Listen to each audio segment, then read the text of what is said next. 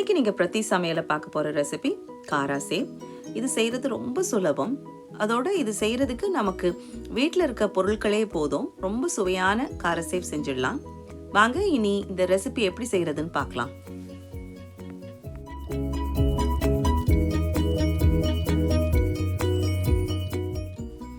இந்த ரெசிபி செய்கிறதுக்கு நீங்கள் 1 கப் கடலை மாவு எடுத்தீங்கன்னா அரிசி மாவு 1/3 கப் தான் நீங்கள் சேர்த்துக்கணும். இப்போ கிராம் கணக்கில் சொல்லணும்னா 1 கிலோ கடலை மாவுக்கு 300 கிராம் அரிசி மாவு. இப்போ இந்த ரெசிபி நான் 2 கப் கடலை மாவு எடுத்துக்கிட்டதுனால 2/3 கப் அரிசி மாவு எடுத்திருக்கேன். இனி இந்த மாவு கூட என்னெல்லாம் சேர்த்துக்கணும் அப்படின்றத நம்ம பார்க்கலாம். இப்போ இதுக்கு முதல்ல 1 டேபிள் ஸ்பூன் மிளகாய் பொடி எடுத்துக்கோங்க.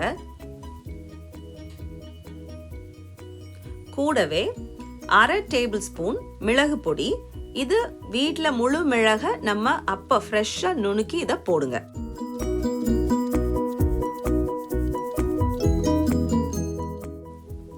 இது கூட 1 டேபிள் ஸ்பூன் ஜீரகம். கூடவே நல்ல 1/2 டேபிள் ஸ்பூன் பூண்டு பேஸ்ட். இது வீட்டில் அரைச்சது தான். ஒரு 6 கிட்டத்தட்ட 6லேருந்து 7 பூண்டு போட்டிருப்பேன். அதை கொஞ்சம் தண்ணி விட்டு மிக்சியில் அரைச்ச பூண்டு பேஸ்ட்.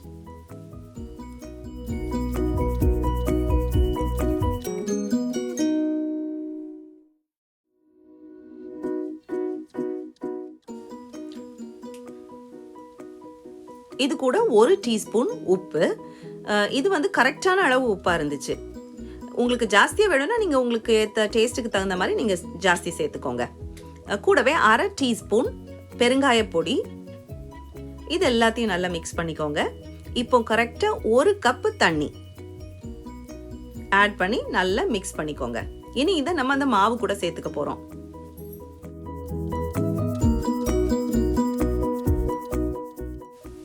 இப்போ நம்ம ரெடி பண்ணி வச்ச மசாலா மிக்ஸை இந்த மாவு கூட சேர்த்துக்க போகிறோம். இந்த மாதிரி ஒரு ஸ்பூன் ஏதாவது வச்சுட்டு நீங்கள் கிளறினீங்கன்னா ரொம்ப உங்களுக்கு அந்த கையிலலாம் ரொம்ப ஒட்டி பிடிக்காது. அதனால ஒரு கரண்டி வச்சுக்கோங்க. இப்போ நான் 1 கப்புன்னு சொன்னது வந்து நம்ம ஸ்டாண்டர்ட் மெஷரிங் கப் அளவு. அதாவது 1 கப்பில் 250 மில்லிலிட்டர் அளவு தண்ணி பிடிக்கும். நான் அந்த கப்பில் தான் இந்த மாவெல்லாம் அளந்து எடுத்தது.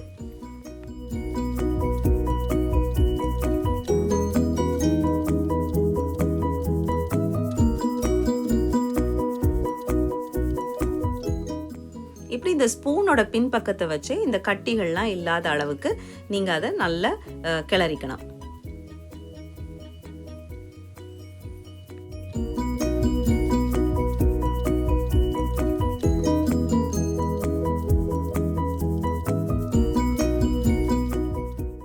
மாவு ரொம்ப திக்காக வச்சுக்கிட்டிங்கன்னா உங்களுக்கு பிழியறதுக்கு கஷ்டமாக இருக்கும். ஏன்னா இதை நம்ம டைரெக்டாக எண்ணெயில் தான் பிழிய போகிறோம்.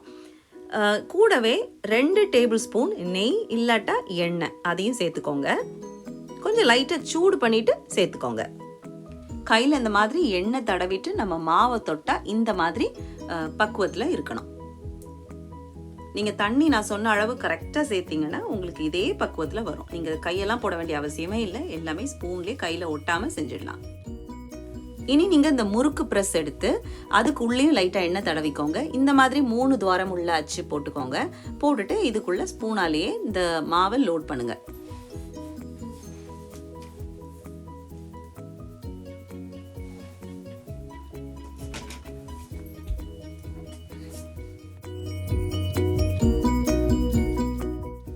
என்னுடைய சேனலுக்கு நீங்கள் வரது இதுவே உங்களுடைய முதல் முறையாக இருந்தால் வெல்கம் டு மை சேனல்.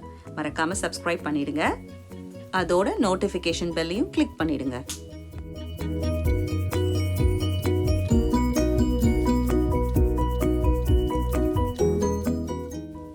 இனி ஒரு கடாயில் எண்ணெயை கொஞ்சம் நல்லா சூடு பண்ணிக்கோங்க. எண்ணெய் கொஞ்சம் சூடாகவே தான் இருக்கணும். நம்ம பிழியும் போது எண்ணெய் சூடாக இருக்கணும். ஃபுல் அந்த முறுக்கு ப்ரெஸ்ஸில் இருக்க எல்லா மாவையும் ஒரே நேரத்தில் புளிய முடியாது. 2 செட்டாக போடணும். ஸோ பாதி அளவு வந்ததும் நிறுத்திடுங்க.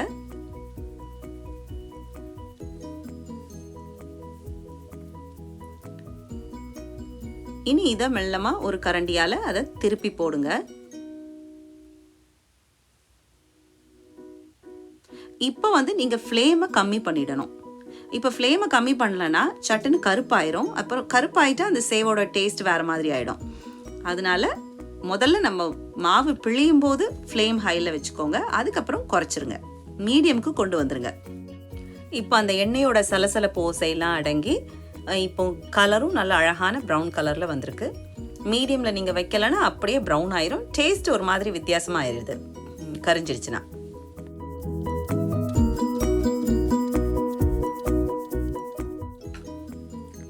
இப்போ ஒரு செட் நம்ம போட்டாச்சு. அடுத்த செட்டு போடும்போது ஃப்ளேமை கொஞ்சம் கூட்டி வச்சுக்கோங்க, மீடியம் ஹையில் வச்சுக்கோங்க. வச்சுட்டு திருப்பி இதே மாதிரி பிழிஞ்சு கொஞ்சம் அது எல்லாம் கலர் கொஞ்சம் மாறி வர நேரத்தில் நம்ம அதை மறுபடியும் மீடியமுக்கு மாற்றிடணும் ஃப்ளேமை.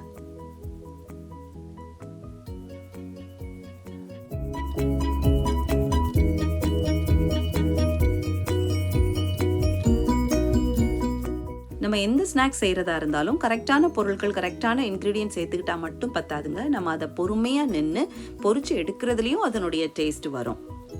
சரி, இப்போ நம்ம இதெல்லாம் பொரிச்சு எடுத்தாச்சு. இனி இதை இந்த மாதிரி உடைச்சி விட்டுக்கோங்க. நீள நீளமாக இருக்கிற அந்த சேவை கொஞ்சம் உடைச்சி விட்டுக்கோங்க.